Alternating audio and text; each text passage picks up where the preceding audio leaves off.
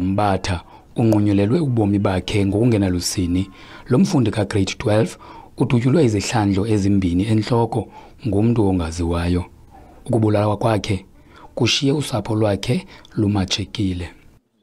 Iyasibhidisa. Listen, bangabana besithetha ngomntana apha orebellious, sithetha ngomntana ongevayo, sithetha ngomntana ongamameliyo, besayi-understand umntana otshayayo. Akazenzi zonke izinto. This guy uzithandela ibhola, uzithandela isikolo, uzithandela uhlala endlini. And then this uthini ke ngoxa uzama xa ucacisela umuntu obuzayo bangabana kwenzeke ntoni, ingabe unobangela intoni na. Yile nto ngokuyishiya sikhwanqisekile. But yona nto siva buhlungu, but yona nto iyasixolisa ke ngokukwazi bangabana bekutheni kuze sibe silapha.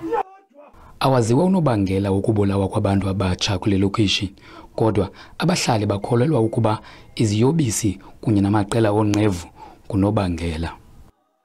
I will not say kulwa bantu be-drugs per se, because everyone umntu ngoku onekroba lokungenelela izawuba ngathi ilento ye-drugs. Ayingabo bodwa because ngoku nomntana ona 10 years unompu ngoku.